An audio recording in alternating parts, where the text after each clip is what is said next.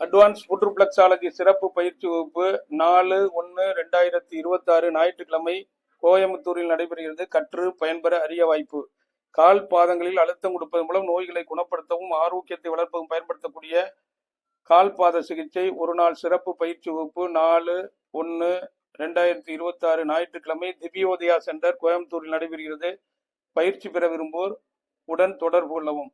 Advance food reflexology ஒரு நாள் சிறப்பு பயிற்சி வகுப்பு 4/1/2026 ஞாயிற்றுக்கிழமை கோயம்புத்தூர் திவ்யோதயா சென்டரில் நடைபெறுகிறது. கற்று பயன்பெற அரிய வாய்ப்பு. பயிற்சி பெற விரும்புவோர் உடன் தொடர்பு கொள்ளவும். இப்ப கொடுக்கறது நம்ம ஸ்பைனல் கார்டு.